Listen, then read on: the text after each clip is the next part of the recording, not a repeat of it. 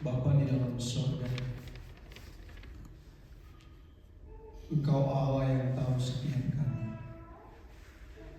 hati, pikiran, seluruh kehidupan kami.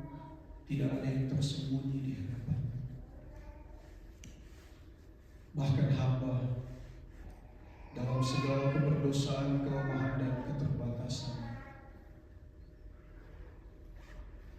kiranya dilayakkan untuk menyampaikan apa yang Tuhan rindukan untuk disampaikan. Bahkan kami berdoa untuk semua kami yang hadir saat ini. Kiranya Roh Allah yang bekerja di dalam hati dan pikiran kami menanamkan dan memeteraikan firman-Mu di dalam hidup kami. Firman-Mu dapat berakar, bertumbuh, dan berbuah. Berkati kami, telinga kami, seperti seorang murid yang mendengarkan Tuhan berbicara bagi kami. Dan berikan kami hati yang penuh dengan kerinduan untuk melakukan kebenaran firman. Terima kasih Tuhan, waktu ini kami serahkan hanya ke dalam tangan-Mu. Berkati kami dengan firman-Mu, dan kiranya Engkau yang dipermuliakan di atas semua. Di dalam nama Tuhan Yesus, Tuhan dan penebus kami yang hidup dan berkuasa, kami berdoa. Amin. Shalom semuanya. Shalom. Selamat hari Minggu. Saudaraku yang dikasihi Tuhan, bagian terakhir saya mau sampaikan untuk kita semua berkaitan dengan bagaimana kita mencintai kebenaran firman Allah. Bagaimana benar-benar kita memiliki kerinduan akan kebenaran firman Allah. Sehingga hari ini bagiannya yang ketiga.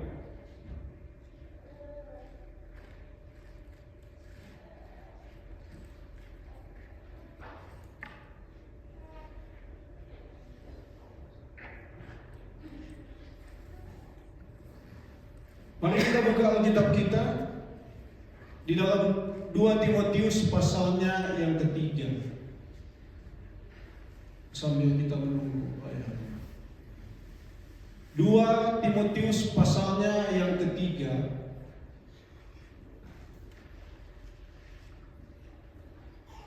Ayatnya yang ke-14 sampai ayatnya yang ke-17. 2 Timotius pasal 3 ayatnya yang ke-14 sampai ayatnya yang ke-17.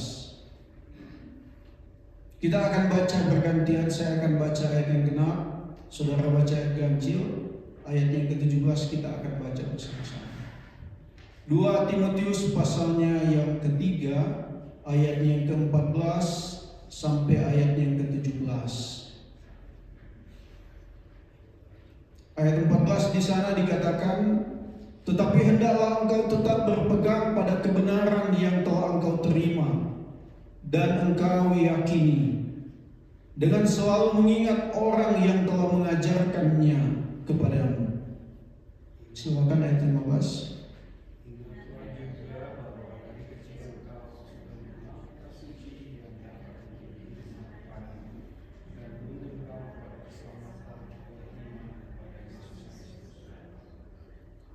Ayat 16, segala tulisan yang diilhamkan Allah memang bermanfaat untuk mengajar, untuk menyatakan kesalahan, untuk memperbaiki kelakuan, dan untuk mendidik orang dalam kebenaran.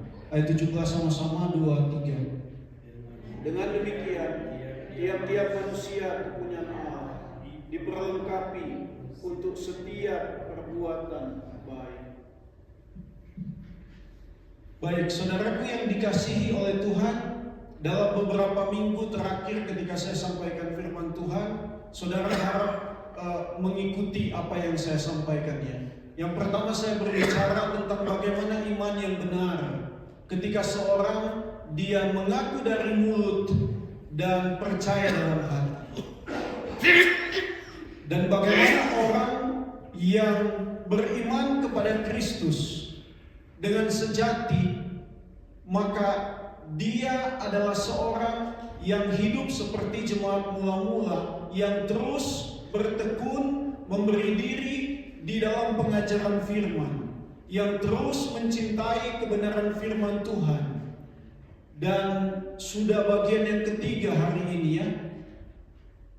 Sudah bagian yang ketiga hari ini kita mau lihat kenapa Paulus mengingatkan kepada Timotius yang adalah anaknya secara rohani untuk tetap di dalam firman.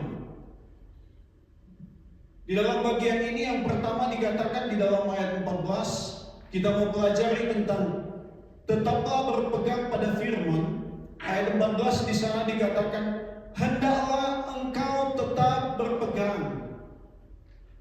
Berpegang itu artinya tetap tinggal, tidak pernah bergeser.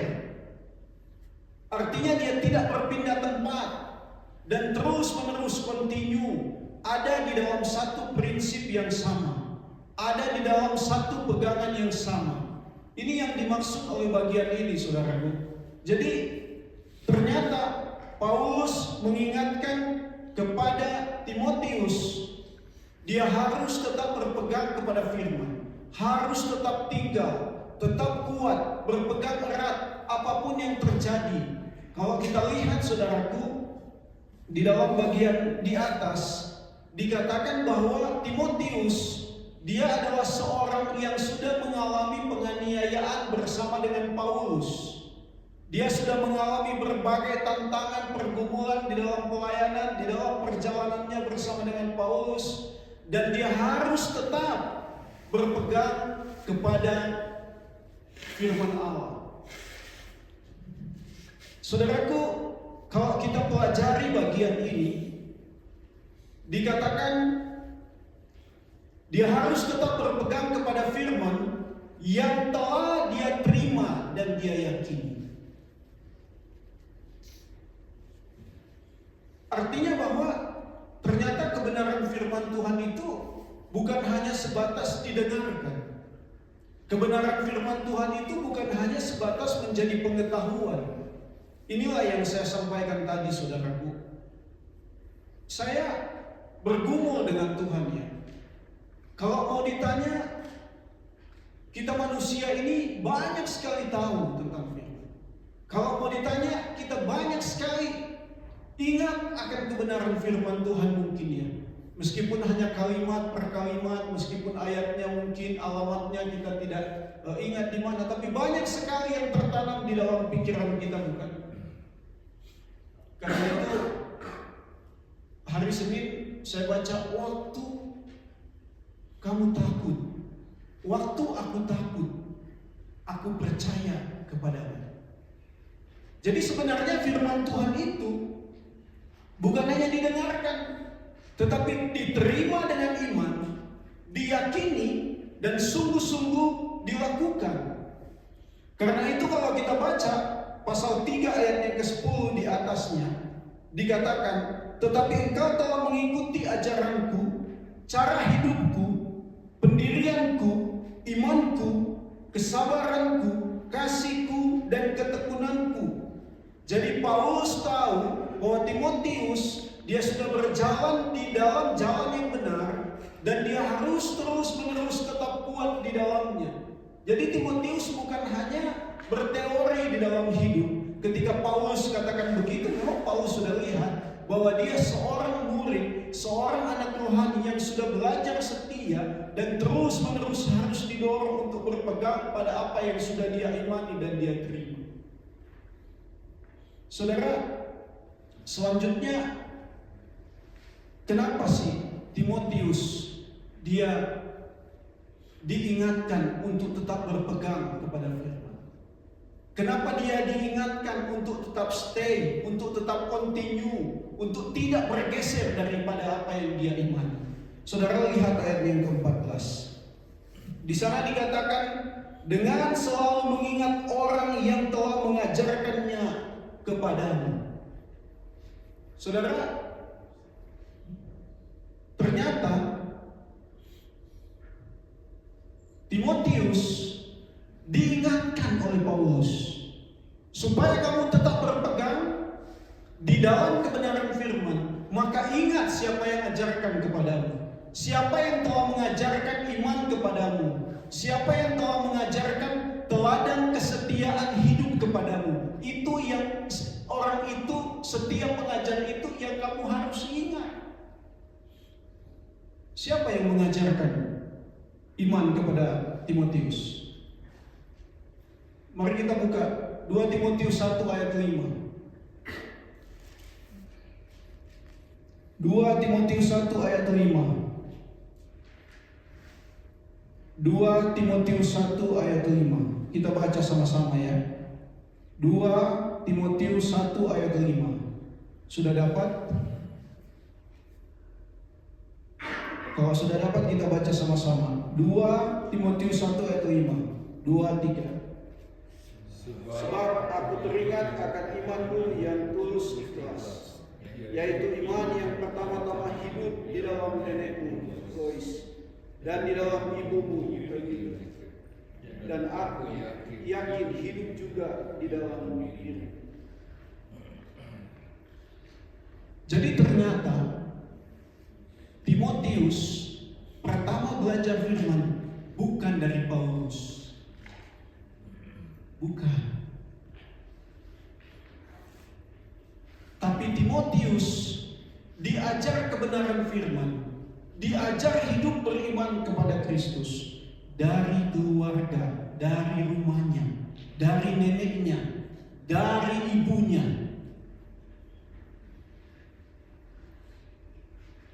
Ini hal yang sangat mendasar. Banyak orang tua yang berpikir, anak saya ke sekolah minggu, anak saya pergi ke youth, ke gereja, anak saya mengikuti kegiatan-kegiatan rohani, berarti itu sudah cukup. Seakan kita mau melepas tanggung jawab kita dan memberikan semuanya kepada gereja. Saudara, gereja bukan gereja yang memiliki tugas utama untuk memberitakan kebenaran kepada anak-anak, tetapi setiap orang tua bertanggung jawab penuh untuk melatih, mendidik, mengajar, membina anak-anak untuk bisa hidup beriman. Saya lahir dari keluarga Kristen, saudara. Papa mama saya memang orang Kristen, orang gereja. Tapi saya mencoba mengingat ya, kapan ya saya duduk bersama dengan orang tua saya, mereka mengajarkan firman Tuhan, saya nggak ketemu. Saya nggak pernah mengalami hal itu. Duduk dengan orang tua saya jelaskan firman Tuhan kepada saya, nggak pernah. Kalau ada pendeta yang datang ibadah bersama, itu sering. Karena kebiasaan di gereja kami kalau ulang tahun didatangi sama pendeta. Pagi-pagi sudah datang jam 6, bahkan juga setengah 6 gitu ya. Tapi selain itu tidak ada. Jadi ternyata saudaraku, Pak Timotius diingatkan oleh Paulus, ingat sama ibumu, ingat sama nenekmu yang sudah mengajarkan firman. Ingat bahwa mereka sudah mengorbankan waktu, mengorbankan hidup, mengorbankan segala-galanya, bayar harga yang mahal untuk kamu bisa beriman dan hidup di dalam kebenaran, dan untuk tetap setia meskipun di dalam penganiayaan yang kamu hadapi hari ini dan ke depan ketika kamu akan terus melayani jemaat Tuhan. Siapa yang mungkin di antara kita yang sudah punya anak gitu ya, pernah ajak anak kita gitu baca next Pak, pernah baca firman? Siapa yang pernah duduk dengan anaknya baca firman, ajarkan firman, ketika membaca, oh anaknya nggak ngerti ini gitu ya, baru kita jelaskan gitu, atau nanti tanya pendeta aja deh gitu. Ada nggak? Cuman beberapa orang, 1, 2, 3 gitu. Saudara, tanggung jawab untuk anakmu hidup bisa beriman kepada Kristus bukan tanggung jawab saya yang utama, tapi tanggung jawab saudara. Masa depan hidupnya beriman atau tidak kepada Kristus, yang pertama akan ditanyakan kepada saudara, bukan sama saya. Kalau anakmu hidup di dalam kesesatan tanpa percaya kepada Kristus, kamu yang pertama ditanyai, bukan saya. Karena itu Paulus kembali ingatkan kepada Timotius supaya kamu bisa berpegang kepada firman, supaya kamu sungguh-sungguh tidak bergeser dari imanmu. Ingat pengorbanan ibumu, ingat pengorbanan nenekmu, ingat pengorbanan orang-orang yang sudah mengajar kita. Kalau tidak, sulit saudaraku. Banyak orang tua berjuang ya, supaya, sekali lagi saya terus menerus ngomong hal ini, supaya sukses. Kalau di sekolah, misalnya matematikanya gitu, nilainya 5. Apa yang saudara lakukan? Kalau nilainya 5, matematikanya nilai 5, saudara lakukan apa? Mati-matian kita akan ajarkan dia kan? Kita akan berjuang untuk carikan tempat les yang terbaik. Kalau kita punya uang, kita akan bayar mahal untuk hal itu, bukan? Sebelum kami ke tempat ini, saya bilang kami melayani di Singkawang. Dan saudara tahu kesibukan orang tua di Singkawang apa? Kalau yang asal dari Singkawang tahu. Kesibukan orang tua itu ngantar jemput anak-anak sekolah dan les. Ada anak yang pulang sekolah jam 3, setengah 3. Setelah itu dia akan les sampai setengah 8. Kenapa saya tahu? Karena depan tempat kami tinggal di sana, itu tempat untuk anak-anak les Mandarin. Sampai setengah 8 malam, saudara. Kalau untuk pendidikan yang hanya sebatas sampai di dalam dunia, kita mau perjuangkan matematika, bahasa Inggris, apapun, bahkan juga ada yang tambahan olahraga. Kita akan perjuangkan supaya anak-anak kita. Tapi saudara, pernah nggak ada yang berpikir mau leskan anaknya agama? Ada nggak? Atau ada nggak yang sudah leskan anaknya agama? Anak saya nggak tahu satu ayat pun, saya mau leskan agama. Ada? Nggak ada kan? Nggak ada ya? Karena kita nggak terpikir bahwa ternyata anak-anak kita hidup dalam keberimanan kepada Tuhan hari ini dan sampai dia mati, itu hal yang penting. Kita hanya berpikir sesuatu yang sementara supaya dia bisa sukses, punya pendidikan yang tinggi. Saudara, itu bukan hal yang salah. Jangan pikir saya bilang anak-anak jangan sukses. Tidak. Saya sering bilang sama orang-orang yang saya layani, sekolahkan anakmu setinggi mungkin supaya dia bisa ada di tempat di mana dia memimpin dan bisa berpengaruh bagi bangsa, bagi gereja, dan bagi banyak orang. Tapi ingat, takut akan Tuhan, hidup dalam iman dan kebenarannya kepada Kristus, ini hal yang utama. Jangan pincang.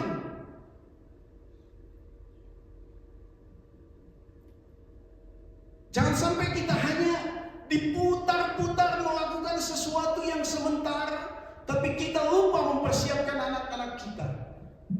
Kenapa banyak orang gak percaya Tuhan hari ini? Karena kegagalan pendidikan kerohanian di dalam keluarga.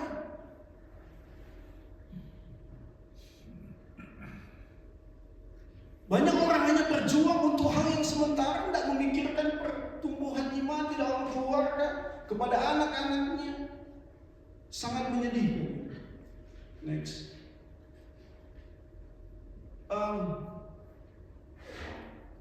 Mari kita mulai lihat kehidupan keluarga kita sekarang. Beberapa orang ketika saya share, saya bilang usia 0 sampai 14 tahun itu adalah usia emas untuk kita mengarahkan anak-anak kita. Lewat 14 dia sudah punya dunia sendiri. Kita bisa lost, kita bisa kehilangan dia kalau dia sudah lewat 14 tahun. Karena itu ada yang namanya jendela 414. Disitulah anak-anak itu menangkap banyak hal yang dia akan terapkan di masa depan. Kalau kita tidak memberikan dia dasar iman, dasar kebenaran firman Tuhan, maka saudara jangan pernah salahkan anak kita kalau dia tersesat di masa depannya.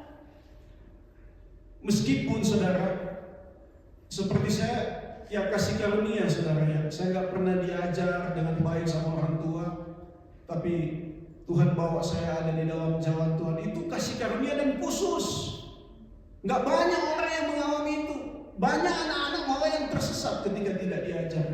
Karena mereka sudah mulai mengenal dunia dengan segala kenikmatan yang ada.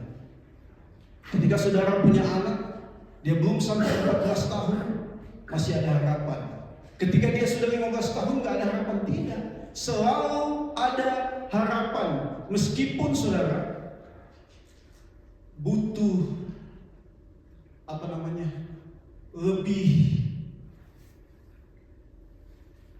lebih sulit untuk kita melakukan.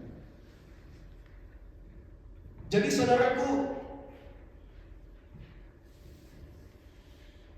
supaya Timotius berpegang di dalam kebenaran firman Allah, dia diingatkan untuk ingat siapa yang sudah mengajarkan. Dan ternyata Timotius belajar dari orang tua, dari neneknya, dan dari mama. Yang kedua,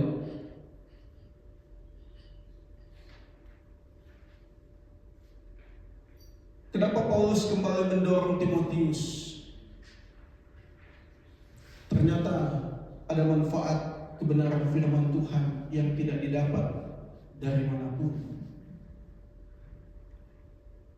Dikatakan di dalam ayatnya yang ke-15, kitab suci yang dapat memberi hikmat kepadamu dan menuntun engkau kepada keselamatan dan iman kepada Kristus. Ternyata manfaat kebenaran firman Tuhan itu menuntun orang kepada keselamatan yang sejati. Siapa yang yakin dia pasti selamat hari ini? Kok ragu-ragu? Ada yang setengah, ada yang... Siapa yang yakin kalau dia mati hari ini pasti ke surga? Oh enggak, kurang apa-apa, bagus ya. Kenapa saudara bisa yakin kalau saudara selamat? Dan kenapa saudara bisa yakin bahwa saudara masuk surga?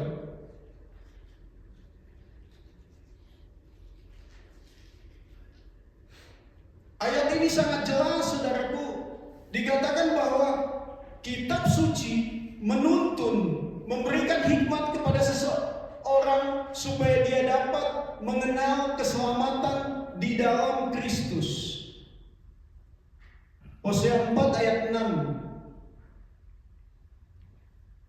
Di sana dikatakan, umatku binasa karena tidak mengenal Allah.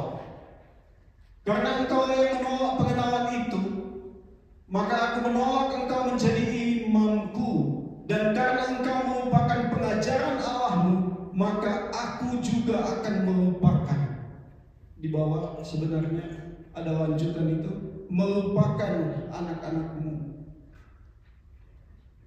Ternyata saudara, jalan kepada keselamatan itu sudah jelas. Orang yang tidak mengerti jalan akan keselamatan, maka berarti dia belum mengerti kitab suci. Oke, sekali lagi. Jalan kepada keselamatan, jalan ke surga, itu sudah sangat jelas. Banyak orang tidak mengerti akan jalan keselamatan, maka berarti orang tersebut belum mengerti akan kitab suci dan belum mendalami kitab suci. Karena apa? Dikatakan bahwa kitab suci menuntun orang pada keselamatan oleh iman kepada Kristus. Jalan menuju keselamatan itu sudah sesuatu yang pasti, bukan lagi sesuatu yang baru dijanjikan, tetapi sudah dijelaskan dan diajarkan. Banyak orang Kristen mungkin bertanya-tanya di dalam dirinya, apa nanti saya masuk surga atau enggak ya? Kan saya masih banyak dosa ya. Saudara, ini pertanyaan yang menunjukkan bahwa orang dipenuhi dengan keraguan. Dan Alkitab katakan, berarti orang itu belum mengenal Allah.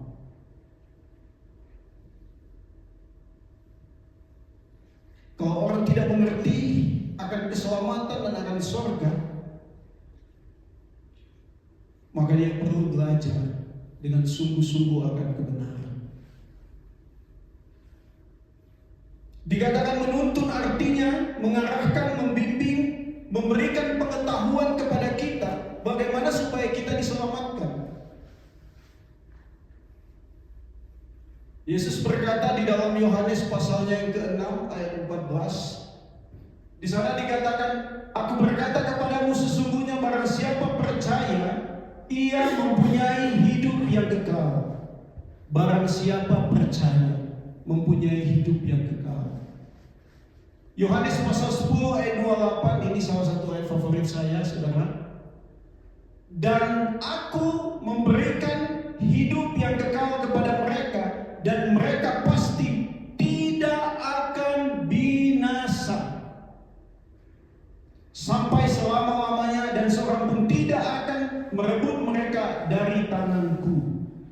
Kisah Rasul pasal 4 ayat 12. Dan keselamatan tidak ada di dalam siapapun juga selain di dalam Dia, sebab di bawah kolong langit ini tidak ada nama lain yang diberikan kepada manusia yang olehnya kita dapat diselamatkan. Masih banyak lagi, saudara, saya hanya kutip 3 ayat ini. Masih banyak lagi ayat-ayat firman Tuhan yang berbicara tentang hidup yang kekal, yang berbicara tentang keselamatan, yang berbicara tentang sorga, yang sudah disediakan karena dikerjakan oleh Kristus di dalam Alkitab. Banyak sekali. Jadi kalau kita orang gereja, orang yang sudah terus bersekutu dengan orang-orang yang mengatakan diri percaya, tapi kita tidak memiliki keyakinan akan keselamatan, keyakinan kemana kita mati, setelah kemana kita hidup, kita pergi, setelah kita mati, sangat menyedihkan, saudara.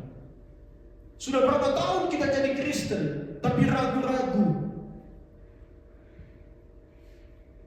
Ada juga orang yang cuma yakin, tapi nggak ada buahnya.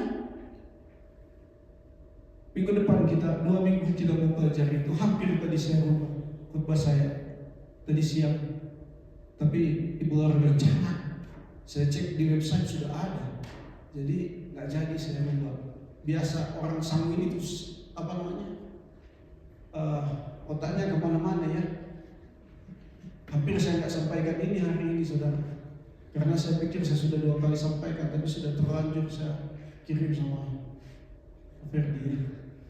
Jadi saudaraku, ternyata kitab suci yang kita miliki bukan hanya buku biasa, tetapi kebenaran yang menuntun, memberitahu kita, memberikan pemahaman bagi kita bagaimana supaya kita hidup di dalam iman.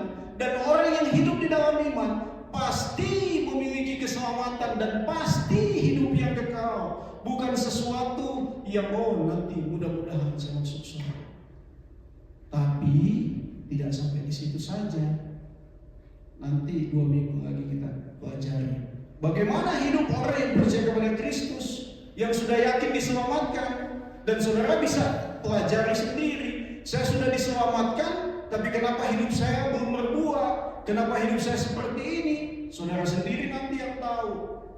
Itu yang pertama, kenapa Paulus mengatakan kepada Timotius untuk dia berpegang teguh kepada firman Allah. Karena firman Allah, kitab suci, menjelaskan tentang karya keselamatan, jalan kepada keselamatan yang sudah dikerjakan oleh Kristus, yang tidak lagi dapat diubah oleh siapapun. Yang kedua, saudaraku,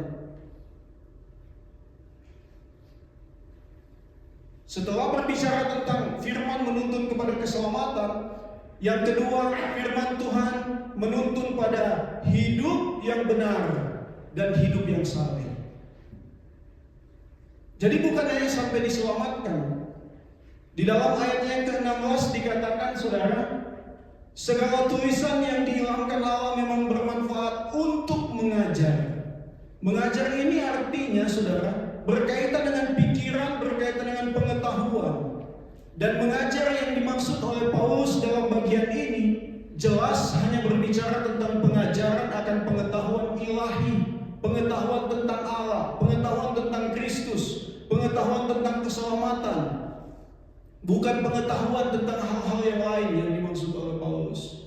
Dan dikatakan mengajar itu berbicara tentang isi hati Allah, isi hati Kristus. Karena itu sebelum Kristus naik ke surga, dia katakan kepada murid-muridnya, pergi jadikan orang murid, ajarkanlah kepada mereka apa yang sudah saya sampaikan kepadamu. Dan mengajar itu bukan hal yang mudah. Kalau hanya bicara pengetahuan, mudah, saudara. Tapi bicara mengajar, saya sangat bergumul ketika mengajar. Karena apa? Yang paling sulit apa? Yang keluar dari mulut kita, apakah kita lakukan atau enggak? Yang keluar dari mulut kita hidupi atau enggak? Itu pergumulan saya secara pribadi, saudara. Mengajar itu bukan sesuatu yang mudah. Bergumul dengan diri sendiri dan bergumul juga dengan orang yang dengar. Iya kan, kalau orang tersinggung ya sudah selesai. Seperti saya bilang sama saudara kan, saya pernah diundang di beberapa tempat, setelah itu nggak diundang lagi. Sudah menjadi resiko. Karena itu Timotius akan menghadapi pengajar-pengajar sesat, itu resiko. Dia harus mengajar orang-orang yang dipercayakan oleh Tuhan kepadanya untuk digembalakan. Tapi dia juga menghadapi pengajar-pengajar sesat yang berusaha untuk menyesatkan orang-orang yang dia layani. Jadi mengajar itu bukan sesuatu yang mudah. Tetapi ketika kita mendengar pengajaran, dari situlah kita memiliki pengetahuan yang benar, dapat mengerti segala sesuatu yang dapat menuntun kita kepada kebenaran dan kesalehan hidup. Saudara, di situ dikatakan segala tulisan yang diilhamkan Allah memang bermanfaat untuk mengajar. Satu. Yang kedua, menyatakan kesalahan. Jadi ternyata firman Tuhan itu seperti cermin. Siapa yang gak ngaca waktu datang? Ada yang gak pakai cermin waktu datang ke gereja?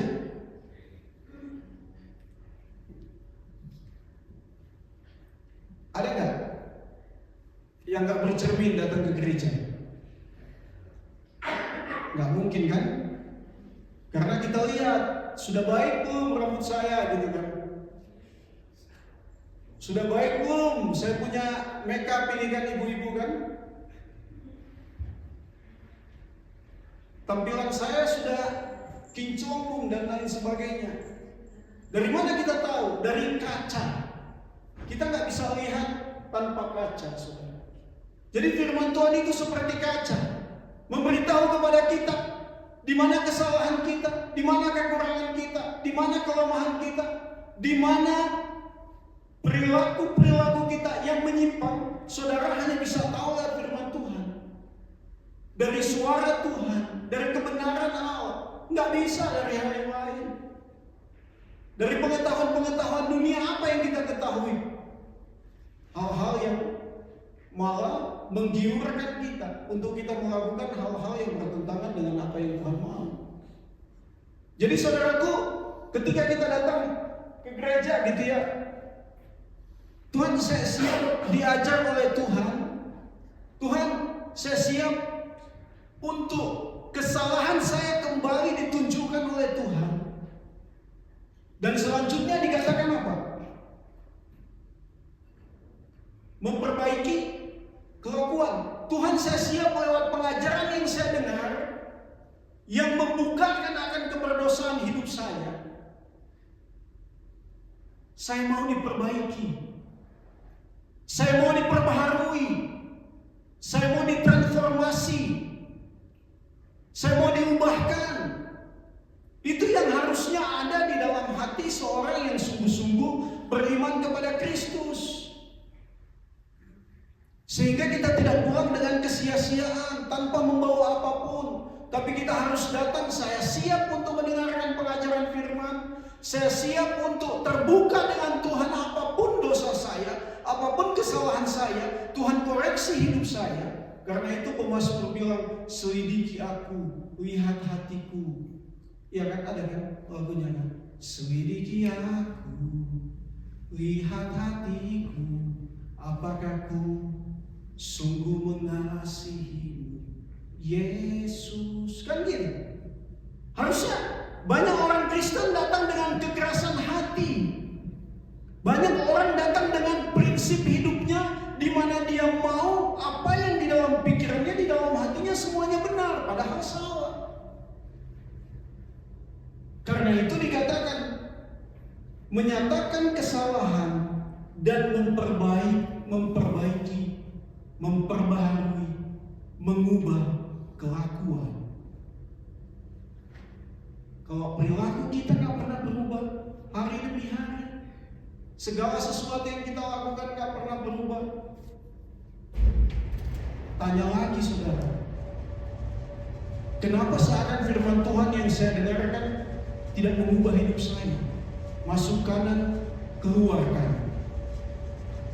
Iya kan? Artinya mantul saudara.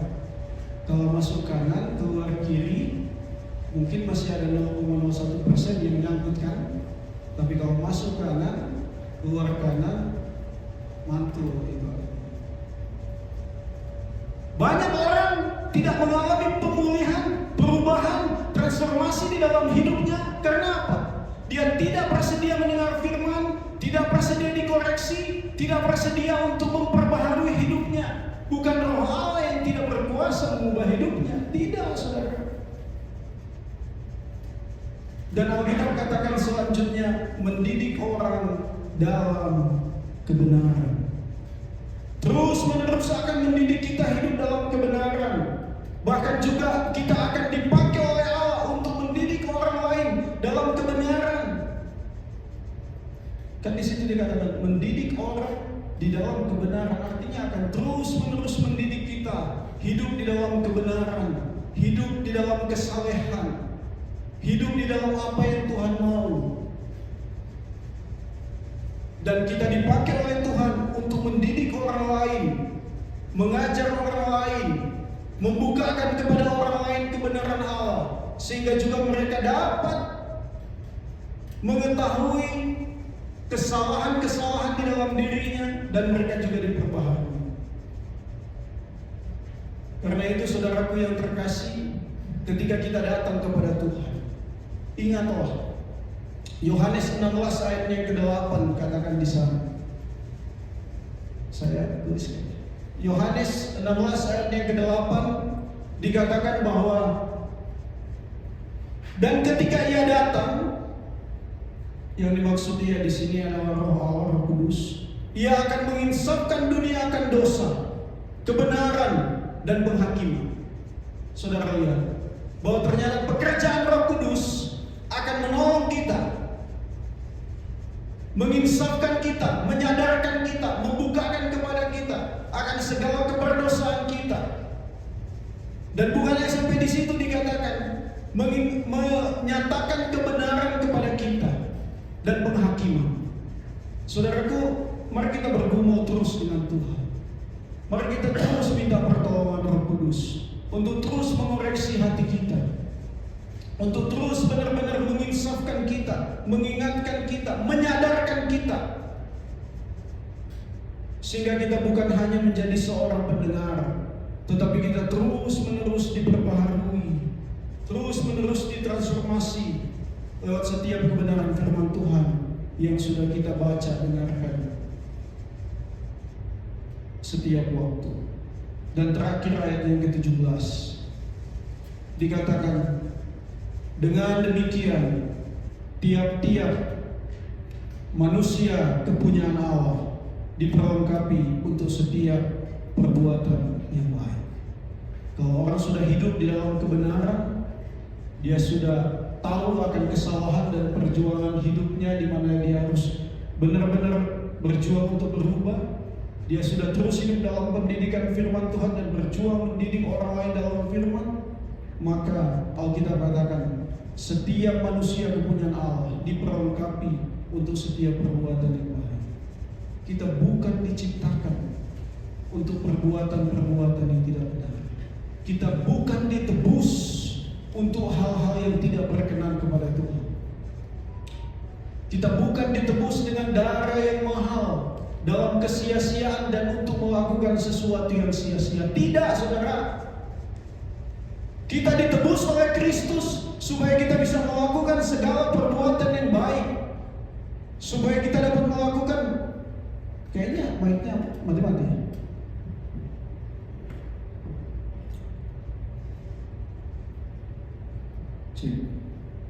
Jadi kita ditebus oleh Kristus untuk kita melakukan segala perbuatan yang benar sesuai dengan apa yang Tuhan mau.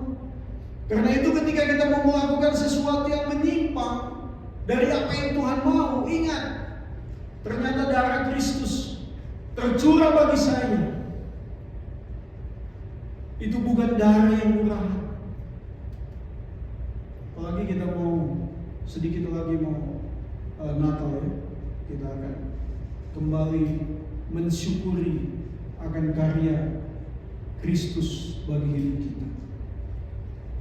Pada akhirnya, saudaraku, dua hal yang saya sampaikan hari ini: berpegang teguhlah kepada kebenaran firman, dan mari kita mulai bina kembali dan terus-menerus yang sudah melakukan terus-menerus kehidupan pribadi keluarga kita di dalam kebenaran firman Tuhan, supaya pada akhirnya kita tidak menyesal. Penyesalan itu kata orang tiada artinya.